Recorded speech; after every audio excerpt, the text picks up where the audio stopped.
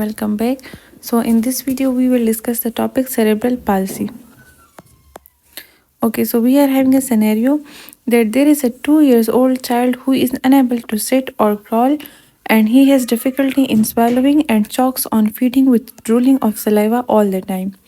He has generalized tonic-clonic convulsions off and on. On examination, his weight is 7 kgs, OFC is 49 and length is 82 centimeter. He has scissoring of his lower limbs and clenched fists with arching of body off and on.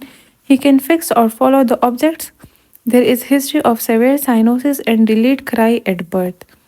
Another scenario is that a mother brought his 7 years old boy to OPD with complaints that his milestones are not like other children of this age.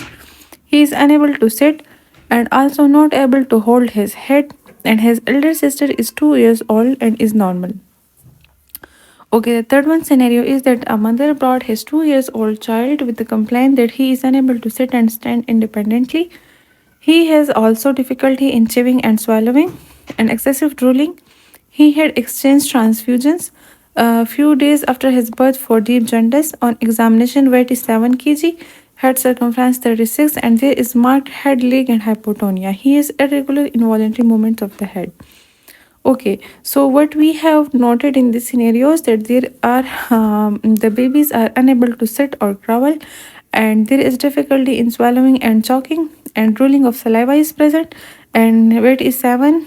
Okay, and also there is a history of scissoring lower limbs and clenched fists, and okay, in another scenario we are having the complaints of delay of developmental milestones, and he is unable to sit and not able to hold his head.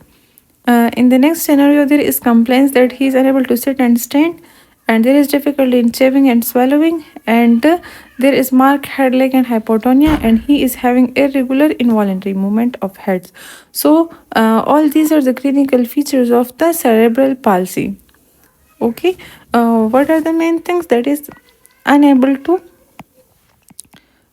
hold his head and can't sit and crawl, and there is drooling of saliva, and the baby is having difficulty in swallowing. So these are the main clinical features of the cerebral palsy. So we will discuss this. Okay, coming towards the definition. Cerebral palsy is defined as non-progressive neuromotor disorder of the cerebral origin, and it is form of static encephalopathy. What happens? There is non-progressive neuromotor disorder of cerebral origin, and it is form of static encephalopathy. Now the different causes are prenatal causes, perinatal causes, and postnatal causes. The prenatal causes are genetic factors, intrauterine hyponic ischemic injury, intrauterine infections during pregnancy, radiation, cerebral infarction, metabolic and tonic factors. These are the prenatal causes of the cerebral palsy. The perinatal causes are hypoxic ischemic injury, intracranial hemorrhage, and bilirubin encephalopathy. The postnatal causes are hypoglycemia, hyperbilirubinemia, meningitis, subdural hematoma, trauma, acute infantile hemiplegia. Now the classification. The classification of cerebral palsy are spastic cerebral palsy, non-spastic cerebral palsy, that is extrapyramidal, hypotonic cerebral palsy, and mixed form of cerebral palsy. In the spastic cerebral palsy, we are having spastic dysplasia, spastic hemiplegia, and spastic quadriplegia. These are the classifications.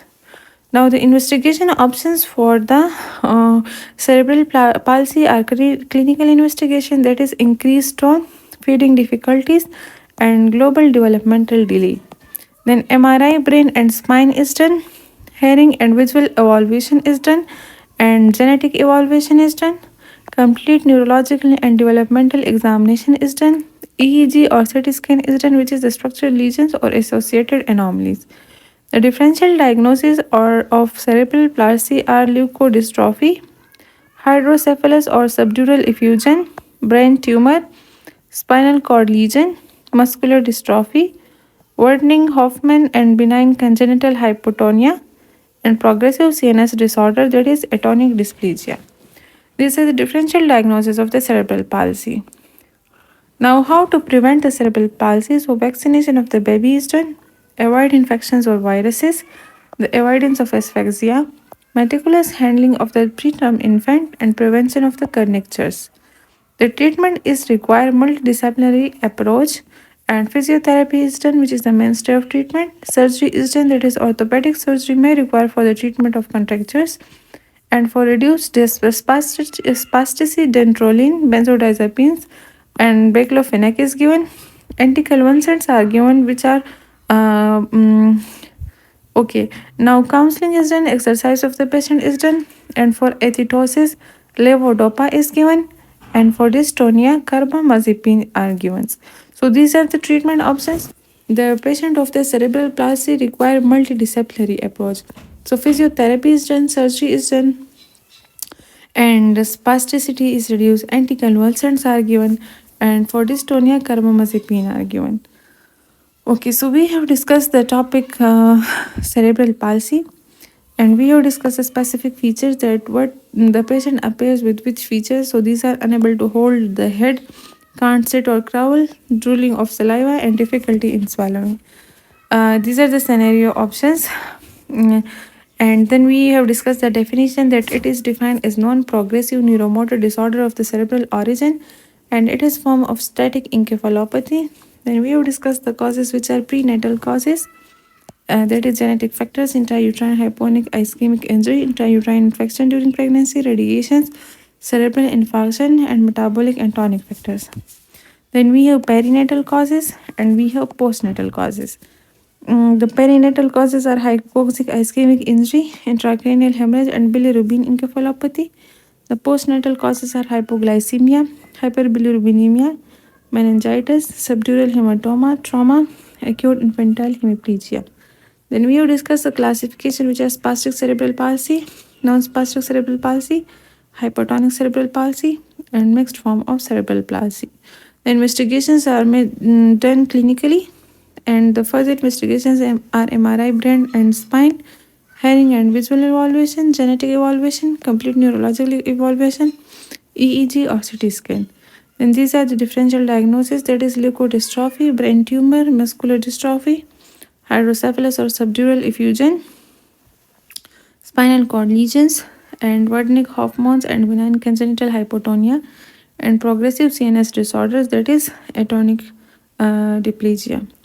These are the preventions, that is vaccination, avoid infections or viruses, avoidance of dysphagia, meticulous handling of the preterm infant, and prevention of kernictures.